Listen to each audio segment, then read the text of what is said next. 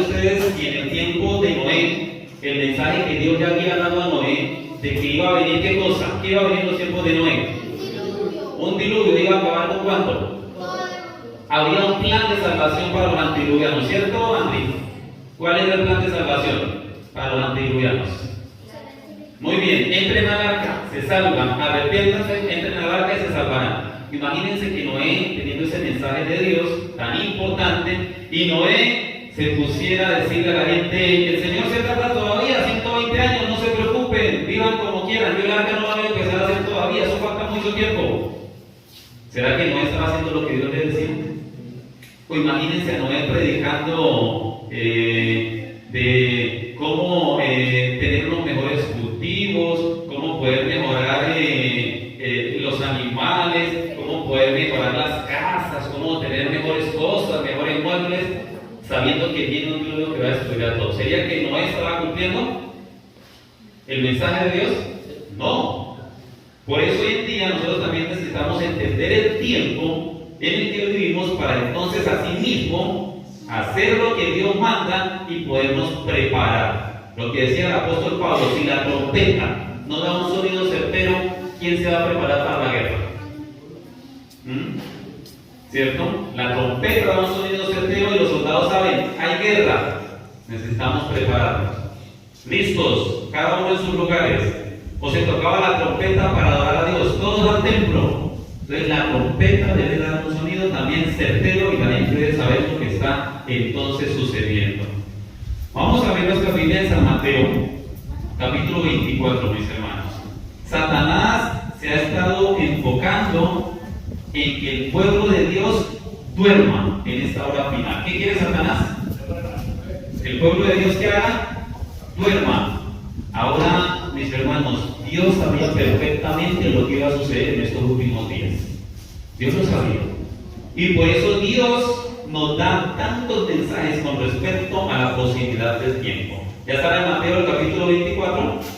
Léanme por favor el versículo 42. ¿Cómo nos dice el versículo 42?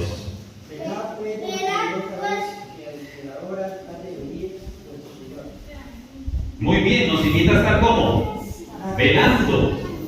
Hermanos, velad pues, porque no sabéis a qué hora ha de venir nuestro Señor. ¿Qué significa velar? Ayúdenme. Estar despiertos. Velar es lo contrario a qué? A dormir. Muy bien. Velar, estar despiertos, estar atentos a los acontecimientos. Ahora, si pasamos al capítulo 25 de San Mateo, noten ustedes allí en el capítulo 25, y ahora el versículo 13. Después de terminar la parábola de las 10 vírgenes, ¿cómo es el versículo 13? 13 dice: velad pues, porque no sabéis el día ni la hora en que el Hijo del Hombre ha de venir. Muy bien. ¿Qué le aconseja Dios al pueblo? Que velen, estén despiertos, porque Dios sabía que el pueblo de Dios se iba a dormir. Entonces, mis hermanos, Satanás está trabajando arduamente porque el pueblo de Dios, ¿qué haga? Duerma. Espiritualmente el pueblo de Dios duerma, y si el pueblo está dormido, no sabe lo que va a suceder. Y si el pueblo está dormido, Satanás logra su cometido. No le importa que después se despierta, le importa que duerman mientras la puerta de gracia se está cerrando. Y es lo que hoy en día está aconteciendo, mis hermanos. La mayoría del pueblo de Dios, ¿qué está haciendo? Durmiendo. Entonces hay que despertarnos. Busquen por favor ahora, allí en Primera de Tesalonicenses, el capítulo 5 de Primera de Tesalonicenses, y vamos a leer desde el versículo 1 en adelante. Noten ustedes como el apóstol Pablo menciona a los tesalonicenses este mensaje de reprensión. Dice el versículo 1: pero acerca de los tiempos, de los momentos, ¿no tenéis qué cosa? De que les escriba. No tienen necesidad ustedes que yo les escriba sobre eso, dice Pablo, porque vosotros sabéis perfectamente que el día del Señor vendrá como ¿qué? Muy bien. ¿Y el ladrón qué? Llama y avisa: esta noche voy a ir a su casa a robarle. El ladrón llega cuando ¿qué? Cuando queda ahí, ¿cierto? Cuando menos se le espera, cuando todos están tranquilos, confiados. el Señor viene como ladrón en la noche. Les pregunto a ustedes, ¿será que el Señor Jesús va a venir como ladrón en la noche? Hay muchos acontecimientos, ¿no? Hay muchos acontecimientos que tienen que suceder, que sabemos que tienen que suceder. Inclusive cuando habla de su venida dice que va a sonar la trompeta, que salga un timbre, todo ojo le verá. ¿A qué hace referencia cuando dice que viene como un ladrón entonces? ¿A qué puede estar haciendo referencia entonces? Si sabemos que tiene que cumplirse acontecimientos, el mundo está anunciando que Jesús viene. Desastres por doquiera, problemas económicos, problemas financieros, problemas en las cuestiones de la salud. El mundo está que lo anuncia. ¿Cómo es que Jesús viene como un ladrón entonces? No sabemos ni el día ni la hora que venga. En la noche porque será la época más oscura y el pecado que esté viendo. Y en la noche, como ladrón, pues porque nadie se esperará que venga. O sea, mucha gente pues conoce. Muy bien. El énfasis que el Señor Jesucristo hace cuando dice que viene como un ladrón en la noche es al cierre del tiempo de gracia. Se va a cerrar la puerta de gracia y ¿qué va a pasar? Exactamente, viene como ladrón y cuando nosotros ya estemos percibidos a lo que sucedió será demasiado tarde. Muy bien, vamos a continuar allí leyendo el versículo 3. Que cuando digan paz y seguridad, entonces vendrá sobre ellos destrucción repentina, como los dolores a la mujer que da a luz y no escapará. ¿Cómo van a ser los acontecimientos finales? Como la mujer que da qué? A ver, las damas que son madres, ¿cómo empiezan los dolores? ¿Rápido o lentos? ¿Cierto? ¿Y van en qué? Van en aumento, van en aumento. Los eventos finales serán lo mismo. ¿Cómo van a empezar? Principio de dolores, y van aumentando, van aumentando. Versículo 4. Mas vosotros, hermanos, no estáis en tinieblas, para que aquel día os sorprenda como ladrón, porque todos vosotros sois hijos de la luz e hijos del día, no somos de la noche. Por tanto, aquí está el punto clave. ¿Qué debemos hacer? Versículo 6. A una voz, por tanto, ¿no qué? ¿Qué debemos hacer? Muy bien, hermanos. Jesús constantemente nos está diciendo: tengan cuidado con dormirse espiritualmente. Y anuncia a la iglesia. ¿Y qué hace la iglesia hoy en día? Duerme, ¿cierto? De forma espiritual, es una realidad. Y el Señor tanto que lo anuncia, tanto que lo repite, mis hermanos, porque sabía que ese es el plan estratégico de Satanás. Satanás se preocupa por mantener a la gente durmiendo. Y si estamos dormidos, mis hermanos, se pasará el tiempo de gracia y cuando nos despertemos será demasiado tarde. Vamos a buscar ahora el Evangelio según San Lucas, capítulo 21. Ya vamos a empezar el tema. Esta es una introducción. Lucas, el capítulo 21.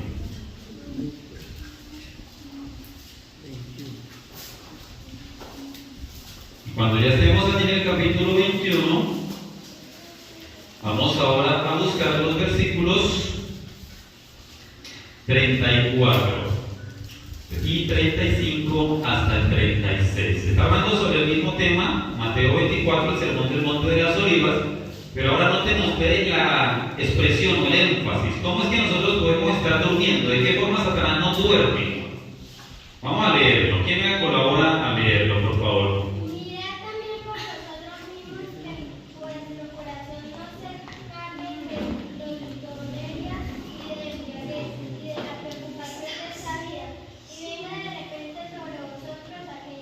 Muy bien, un momento ahí. ¿Hay alguna forma en la que podemos nosotros estar dormidos? ¿Cuál es usa Satanás? Una, díganme una. Muy bien, glotonería. Si la embriaguez está hablando de todo lo que nos mantiene borrachitos, nos entretiene en otra cosa. Glotonería, ¿qué más? Embriaguez. Preocupaciones de esta vida. Y venga el Señor de repente, mis hermanos. Díganme si Satanás no trabaja hoy en día más que nunca en eso.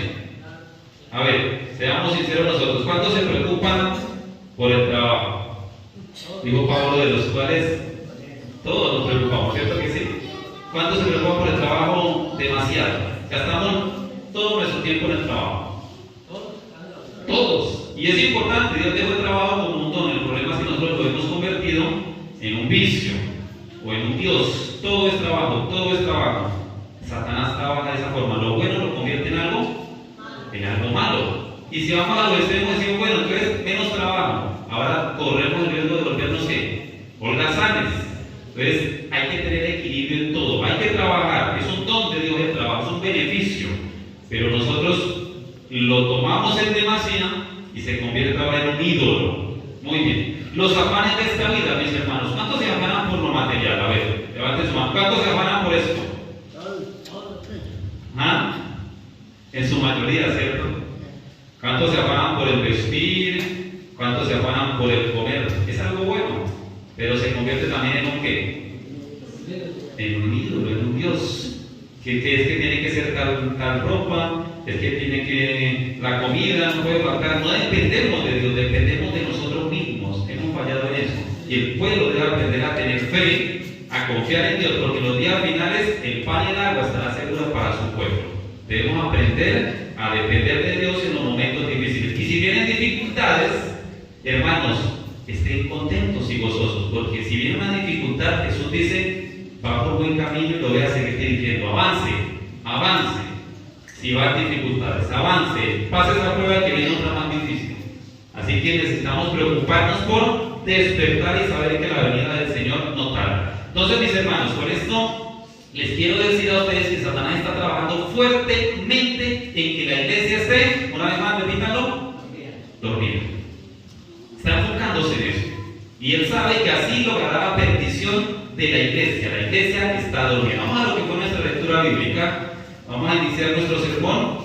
Lectura bíblica, Apocalipsis capítulo 7, versículos 1 hasta el versículo 4. Noten ustedes el solemne tiempo, el solemne momento en el que nosotros estamos viviendo. Apocalipsis 7, versículos 1 hasta el versículo 4.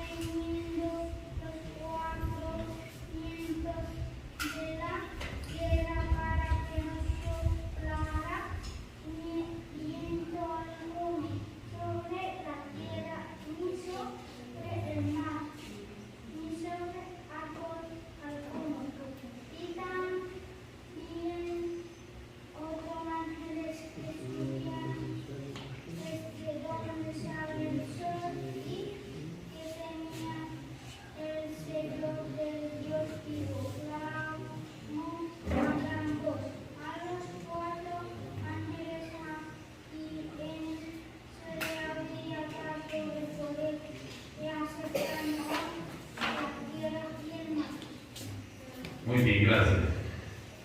Se está viendo aquí una imagen simbólica y dice que se presentan 4 ángeles en los 4 puntos cardinales. Están enfocados en algo. ¿En qué se enfocan? Ayúdenme, ¿en qué se enfocan? A ver, los chicos, los jóvenes. ¿En qué se enfocan los 4 ángeles? ¿Qué están haciendo? Retener los vientos. Porque hay un proceso que se debe hacer. ¿Y cuál es el proceso? Voy a leer el versículo 2. Vi otro ángel que salía de donde nace el sol, teniendo el sello del Dios viviente, y clamó con gran voz a los 4 ángeles, a los cuales he dado hacer daño a la tierra y al mar, diciendo: no hagáis daño a la tierra, ni al mar, ni a los árboles, hasta que hayamos ¿qué cosa? A los siervos de nuestro Dios. Y dio el número de los sellados, 144,000 sellados de todas las tribus de los hijos de Israel. Hermanos, ¿saben que nos dice el Espíritu de profecía que los ángeles se cansan de esperar a que nosotros actuemos? Se cansan. ¿Qué están haciendo los ángeles? ¿Y qué tiene que hacer el pueblo? Mientras tanto, el pueblo debe ser sellado. Y los ángeles se cansan de esperar a que el pueblo de Dios actúe. Y Jesús en su misericordia dice: detengan los vientos, porque voy a limpiar a mi iglesia. Y cuando viene y mira a la iglesia, y dice: no está lista.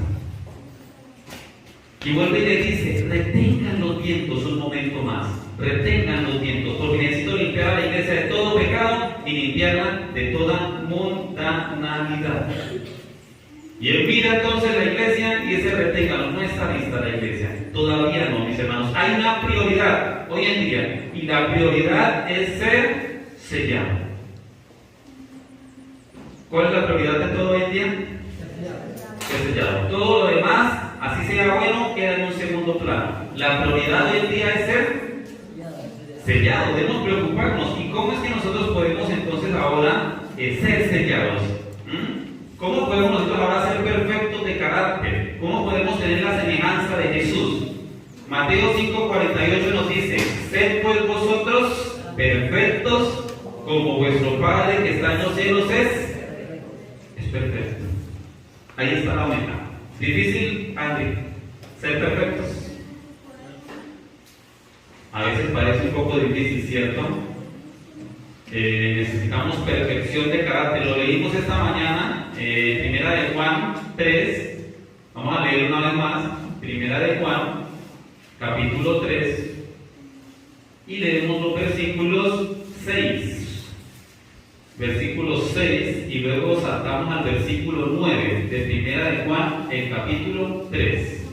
Dice el versículo 6: todo aquel que permanece en él, ¿no qué? No peca. Y todo aquel que peca, ¿qué dice? No le ha visto ni le ha conocido. 3, 7, 6. No le ha visto ni le ha conocido a aquel que peca. Y ahora el versículo 9: todo aquel que es nacido de Dios, ¿no qué? Porque su simiente permanece en él y no puede pecar, porque es nacido de ¿quién? De Dios, mis hermanos. Entonces, el pueblo de Dios debe estarse preocupando por alcanzar perfección de carácter, porque en su vida no haya pecado. Pero cuando se habla de perfección, más de uno dice: eso no se puede. Eso es imposible, que nosotros en esta tierra podamos llegar a ser perfectos y no tener pecado. Y les hago una pregunta: ¿cuántos de ustedes han dicho una mentira? Levanten la mano. ¿Alguna vez en su vida? ¿Una mentira? ¿Cuántos? Una. ¿Cierto? Una sola. Eso nos descalifica porque ya somos ¿qué? ¿Cuántos han tomado algo que no es suyo alguna vez en su vida, siendo sinceros? ¿Cuántos? Una galletita que no era suya, un dulcecito, un pancito, un lápiz, un lapicero, qué sé yo. Alguien, hermanos, y casi les puedo asegurar que aquí no se escapa ninguno que no haya tomado algo que no era suyo alguna vez en su vida. Y eso nos hace a nosotros pecadores. ¿Y cómo es posible entonces que Dios pueda lograr con nosotros perfección y que nosotros no lleguemos a pecar? Y ahí es donde necesitamos entender, mis hermanos, realmente el hombre no puede, pero necesitamos cederle la voluntad a Dios, porque Dios sí puede lograr eso en nuestra vida. El que comenzó en nosotros la buena obra, la perfeccionará ¿hasta cuándo? Hasta el día de Jesucristo. Se puede lograr. Jesús lo puede hacer nosotros. Pero si yo digo: André, no puedo, y no puedo, ¿qué va a pasar? Es imposible, ¿cierto? Como una atleta que se prepara para una carrera y dice: no, yo no puedo ganar, ¿qué va a pasar? No va a ganar. Hermanos, cuando nosotros cedemos nuestra voluntad a Dios, Dios puede lograr la perfección en nuestra vida. Eso es parte del sellamiento. Necesitamos tener perfección para ser entonces nosotros sellados. Necesitamos entonces ceder nuestra voluntad a la voluntad de Dios. Y a veces pueden suceder ocasiones, mis hermanos, donde nosotros decimos: yo sé que esto es bueno, yo sé que esto es malo, pero Señor, yo quiero hacerlo malo. Es que yo quiero hacerlo. Pero debemos tomar el ejemplo de Jesús. Jesús dijo: no se haga mi voluntad, sino la tuya. Ceder la voluntad de Dios. Yo quiero esto, pero Padre, logre usted hacer su voluntad. Le cedo el paso, le cedo mi voluntad a la suya para que usted haga su voluntad en mí. De esa forma poder entonces alcanzar la victoria. Y aunque nos digan que no podemos, mis hermanos, la mayoría de los teólogos, la mayoría de los líderes religiosos dicen que es imposible alcanzar la victoria y la perfección del carácter. Eso dicen, es imposible.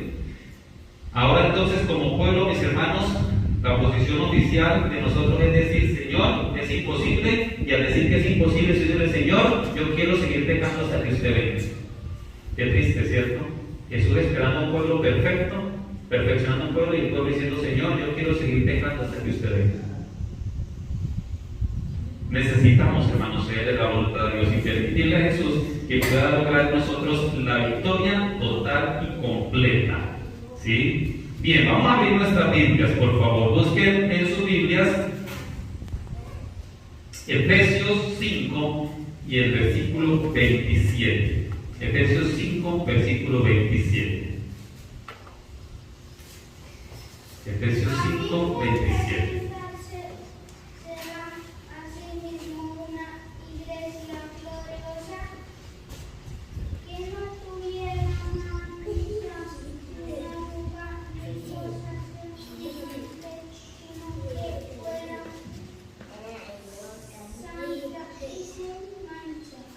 Muy bien, ¿qué quiere lograr Dios? Cuando venga a recoger a su iglesia, a su pueblo, ¿cómo debe encontrarlo? ¿Sin qué?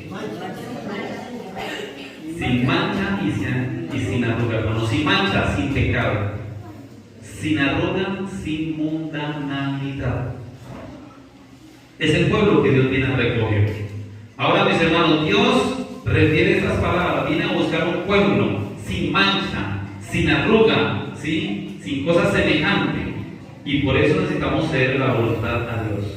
Necesitamos permitirle que lo obre nuestra vida. Imagínense que viene a buscar a su iglesia sin mancha y sin arruga. Y viene y la encuentra oyendo música mundana. ¿Cómo le parece? Y viene y la encuentra viendo películas mundanas.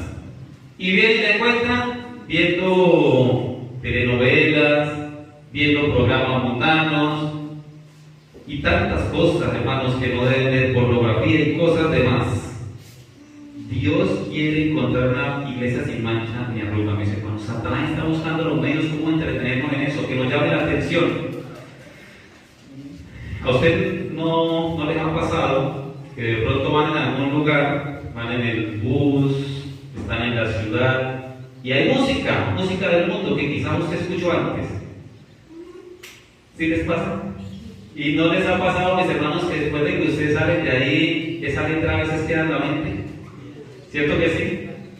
Y ahí es donde hay que rogarle al Señor, Señor, quite eso de mí. ¿Por qué? Porque es conocido, es algo que antes oíamos. Señor, eso es mundanalidad, quítalo de mí. Quite ese mensaje. A veces tenemos que cantar himnos para que vuelvan los mensajes buenos.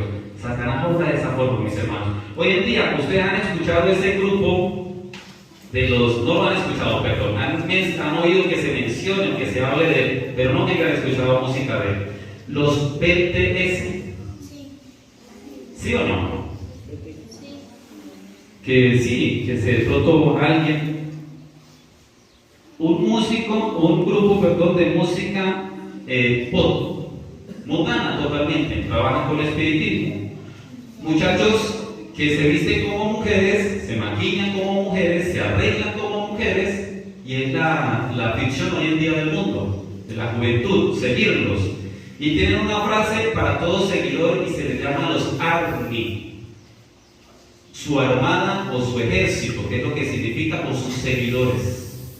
¿Sí? Y a través de eso Satanás ha logrado que mucha juventud siga detrás de ellos. Mundanalidad, mis hermanos. Ahí es donde hay que pedirle al Señor que dé la victoria sobre todas estas cosas. Jóvenes rebeldes es lo que significa, o rebelados contra sus padres. Y la mayoría de la juventud lo está siguiendo. ¿Y qué creen que se implanta en la juventud que oye y que ve eso? La misma idea. La misma idea. Entonces, mis hermanos, hay que rogarle a Dios para que quite todo eso. Padres, oren por sus hijos, indíquenles el buen camino de la mejor forma para que no caigan en estas cuestiones. Satanás quiere llevarse la juventud tras sí. Y lo está logrando, y no solo la juventud, también a nosotros, los hermanos ya un poco más adultos, o que conocemos un poco más sobre este tema. Quiero enfocarme ahorita en la preparación. La matutina Maranata del 30 de agosto. Permítanme leerles un poquito sobre la matutina Maranata del 30 de agosto y 31, lo que nos dice.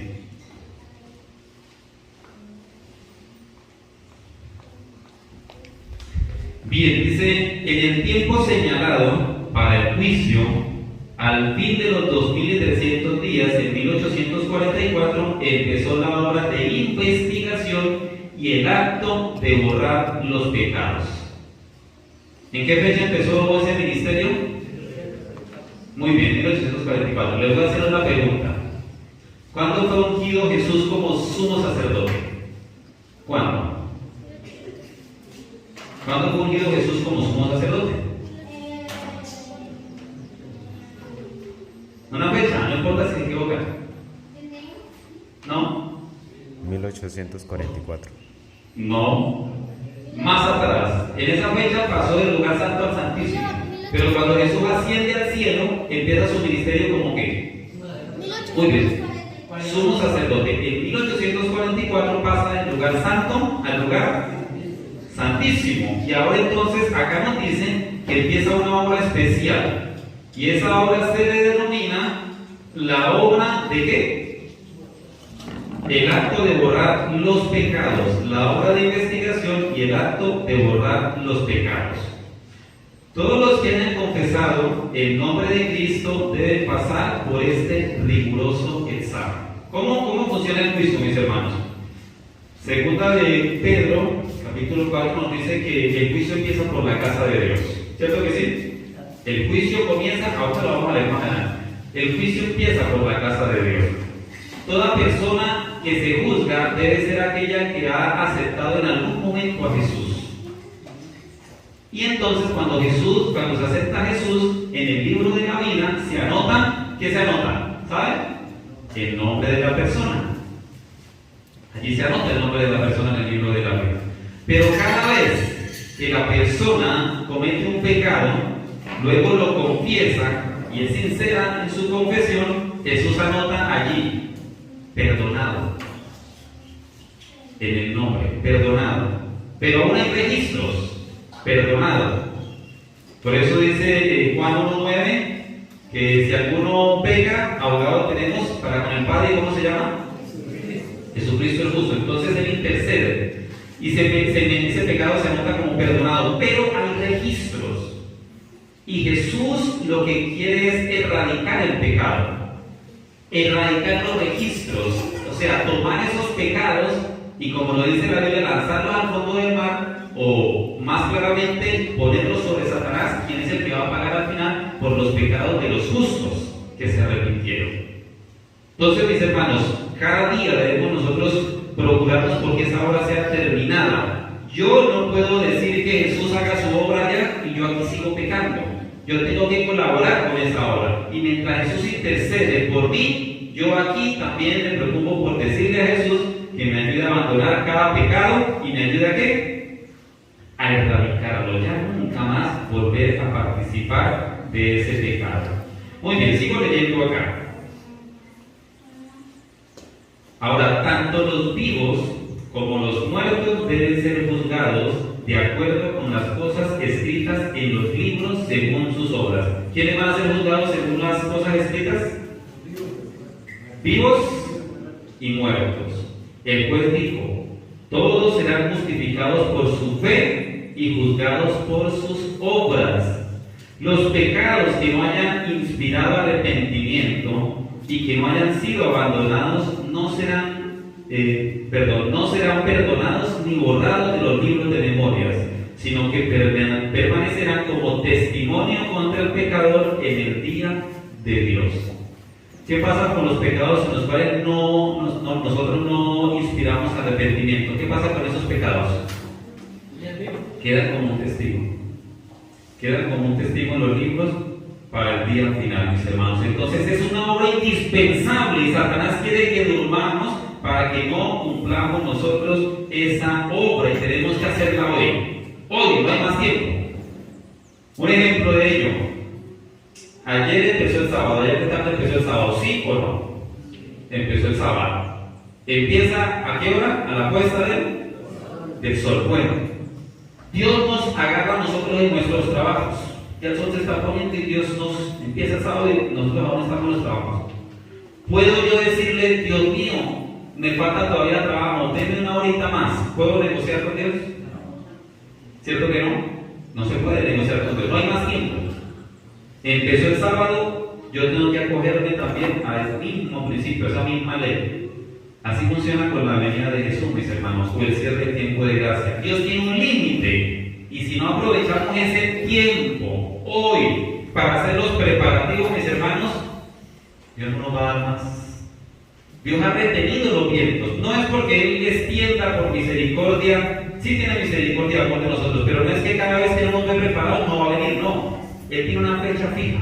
Y si en esa fecha el pueblo no está preparado, Él sabe que ya nunca se preparará. Y Él tiene que venir. Por eso, mis hermanos, Satanás quiere que durmamos, no quiere que nos preparemos y no quiere que seamos sellados, porque al ser sellados, Dios está diciendo, esta persona es un candidato para el cielo y yo sé que ya nunca más volverá a pecar. ¿Arriesgado de Dios? Es arriesgado, pero Dios hace su obra en nosotros. Y cuando ya somos sellados, mis hermanos, Satanás puede tentar, pero ya no puede hacernos caer. Así que necesitamos, hermanos, por favor, permitirle a Jesús que pueda terminar esa obra en nosotros. Que pueda terminar esa obra en nosotros. Hay lugares hoy en día donde hay hijos de Dios que ya están sufriendo.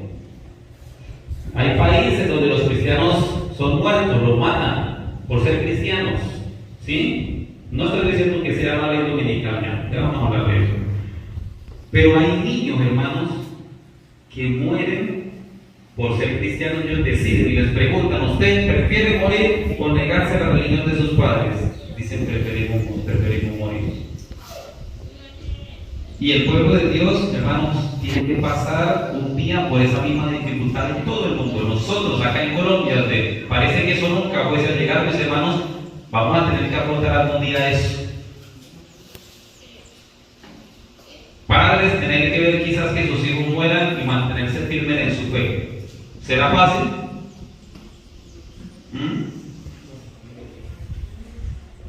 Pero saben que sus hijos están sellados para la salvación, por lo tanto no les interesa.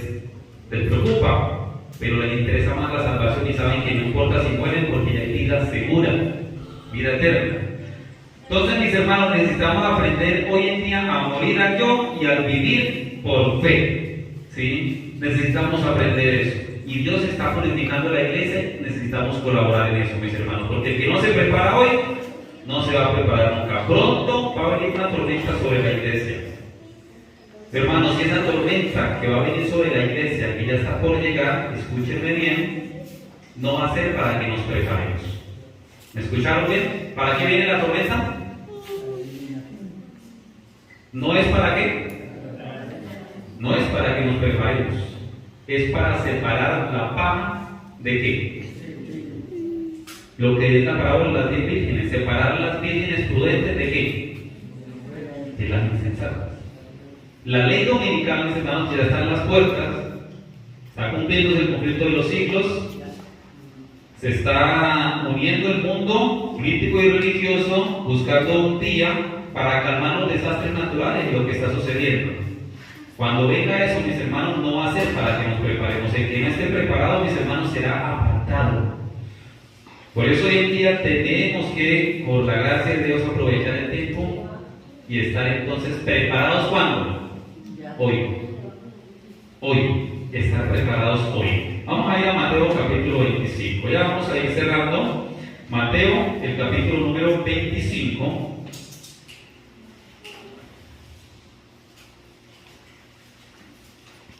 Noten ustedes lo que nos dicen los versículos. Vamos a leer allí el versículo 7. Después de que se oye ese clamor, de aquí viene el esposo salir a recibirle.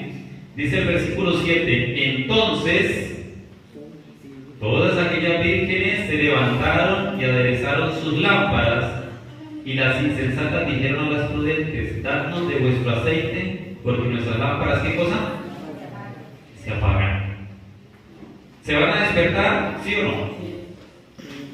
Pero ¿qué va a pasar cuando se despierte? No están listos. Y le dicen, denme de su aceite. No nos puede hacer falta. Vayan donde lo venden. ¿Dónde lo venden? Se consigue así. Yo lo conseguí así, orando, estudiando la Biblia, oyendo sermones, predicando, enseñando a otros. Así se consigue el aceite, pidiendo a Dios, no faltando reuniones en la iglesia. Así se consigue el aceite. Vayan y hagan lo mismo.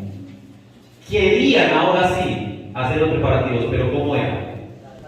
Demasiado tarde. demasiado tarde, mis hermanos.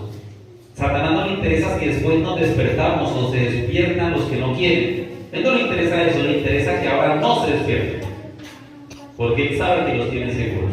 Hermanos, necesitamos entonces hoy en día, más que nunca, buscar el aceite antes de que sea demasiado tarde, mis hermanos. El tiempo está por terminar, la venida de Jesús está a las mismas puertas. Y Dios viene por un pueblo, por una iglesia sin manchas ni arrugas. Y termino leyendo Mateo capítulo 24, versículo 22. Ayúdenme a leerlos a Mateo capítulo 24, versículo 22. Vamos a prepararnos entonces el llamado de Dios. Mateo 24, versículo 22. ¿Cómo nos dice? Y aquellos días no fuesen acortados. Nadie sería salvo. Muy bien, si los días no son acortados, ¿cuántos serán salvos? Nadie.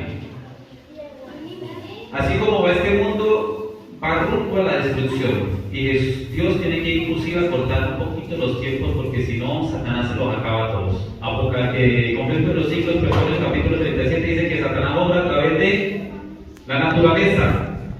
Desastres, terremotos, clones, incendios, inundaciones, volcanes, desastres, accidentes, todo eso obra Satanás a través de todo eso. Con un propósito, llevarse la mayor cantidad de personas tras sí. Almas casi preparadas, personas que casi estaban listas, pero se quedan en un casi. Satanás trabaja así, y Dios, si no acorta los tiempos, Satanás nos acaba a todos. El tiempo está cerca y el tiempo es corto. Y Dios tiene un pueblo fiel, una iglesia sin mancha ni arruga, que se preparará y estará dispuesta para su venida, mis hermanos. Necesitamos entender eso, ¿sí? Comprender eso. La puerta de gracia se va a cerrar primero para la iglesia y después se va a cerrar para el mundo. Ustedes dicen, ¿cómo así? No se cierra de una vez para todos. No, mis hermanos. Me extiendo 2 minutos más. Busquen 1 de Pedro. Cerramos allí con 1 de Pedro. Busquen 1 de Pedro, el versículo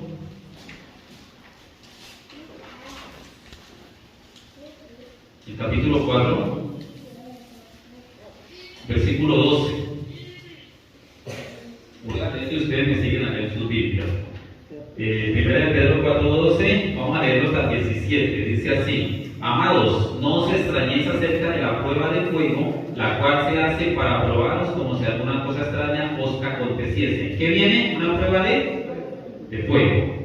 Antes bien, regocijaos en que sois participantes de los padecimientos de Cristo, para que cuando su gloria sea revelada, os regocijéis con gran alegría. Si sois vituperados por el nombre de Cristo, sois bienaventurados, porque el Espíritu de gloria y de Dios reposa sobre vosotros. Cierto, según ellos Él es blasfemado, mas según vosotros Él es ¿qué? Glorificado. Noten, está dando una prueba fuerte, una prueba final contra el pueblo de Dios. Está sufriendo. 15. Así que ninguno de vosotros parezca como homicida, o ladrón, o malhechor, o por entrometerse en asuntos ajenos. Escucha el 16. Pero si alguno parece como ¿qué? Cristiano, no se avergüence, antes glorifique a Dios por ello. Ahora el 17. Porque es tiempo de que el juicio comience ¿por dónde? Y si primero comienza por nosotros, ¿cuál será el fin de aquellos que no obedecen al Evangelio de Dios? El juicio comienza ¿por qué? Entonces, así como inició con los muertos, de ahora en adelante, así mismo va a empezar con nosotros los vivos. Cuando comience, hermano, ese día puede ser mañana, la otra semana, es un día muy cercano, no piensen que es lejos. Y cuando comience va a empezar por los líderes. Quizás el pastor Ted Wilson va a ser el primero presidente de la conferencia general. Los que más lo han tenido. Quizás luego avancen por los pastores de las divisiones, de las asociaciones, los líderes. Por la iglesia también empieza por líderes. Puede ser anciano o el que más luz tenga. El que más luz tenga, o el líder, ancianos, diáconos, diaconisas, hermanos, el que más luz tenga. Y va juzgando así. Por eso el juicio se cierra para la iglesia primero. Y cuando termine con la iglesia, Dios aún permite que sean llenos del Espíritu Santo la iglesia fiel, los sellados, para que prediquen ese evangelio y los que nunca oyeron antes puedan llegar, los obreros de la décima, puedan llegar ahora a la iglesia. Entonces es un momento solemne, hermano. ¿Usted se imagina pasar nuestra vida en la iglesia, estar en la iglesia, la familia en la iglesia, trabajar en la iglesia, con cargos, con líderes, y nosotros no ser sellados? ¿Se puede usted imaginar lo terrible que será?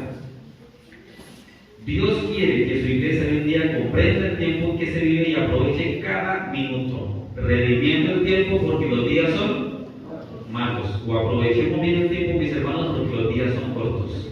Dios les bendiga. Y como hermano, es mi deseo, mis hermanos, que ustedes se preocupen por su preparación, se preocupen por consagrarse a Dios, se preocupen cada día por buscar a Dios.